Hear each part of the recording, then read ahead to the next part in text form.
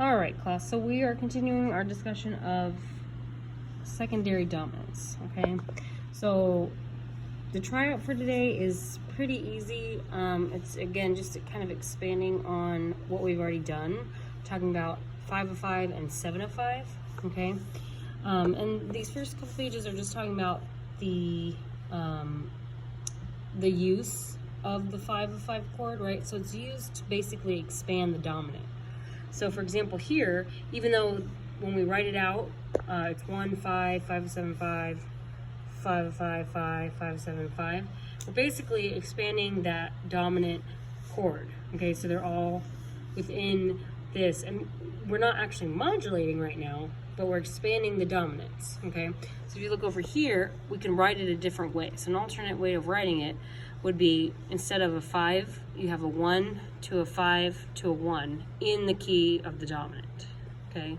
All over 5, because it's a 5, 5, 6, 4, 5, 5, okay? Same down here. We have the 5, and then we have a 7 of 5, and then a 5. So instead we could write it 1, 7 of 7, and then 1 all over 5, okay? So for this first part, you're just realizing the secondary triad. So it's either going to be a 5 or it's going to be a 7th chord. So for example, this first example, okay, you have, you want to make sure you put it back in root position, right? So you have E, G sharp, B. Well, in root position, right, E, G sharp, B, and you know you have 1 flat. So that's the key of F. So we know we have a 7 of 7, okay? Because E to F, that would be a 7 diminished of 5. Okay, we also have this accidental, so that kind of gives us a clue, all right? So then I would write my 7 of 5, okay? And then for this part, we're just writing out what it says to do. So we're gonna write a 2, 6, 5 chord, and then a 6, 5, or 5, 6, 5 of 5, and then a 5.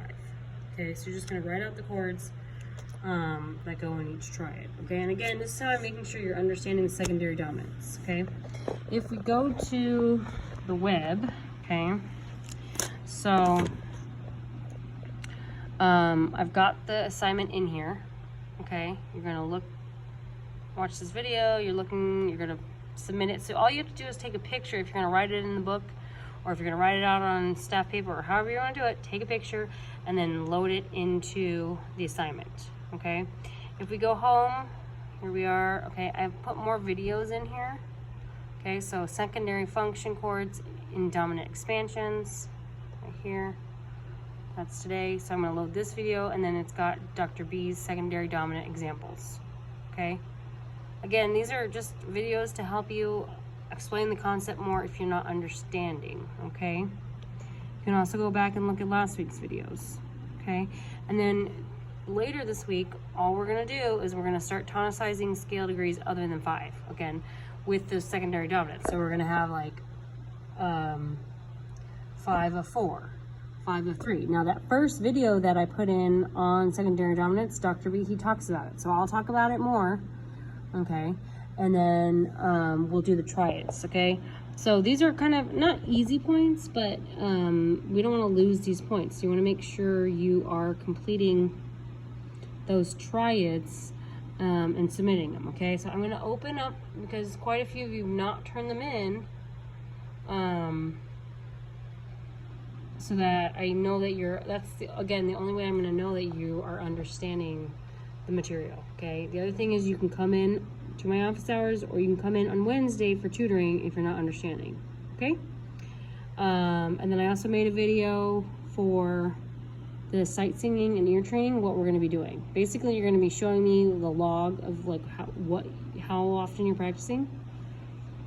And then I gave you examples in there to put in there so that you can practice them. And then I'm on Fridays going to give you like quick like sight reading and dictations that you're going to turn in for points, okay?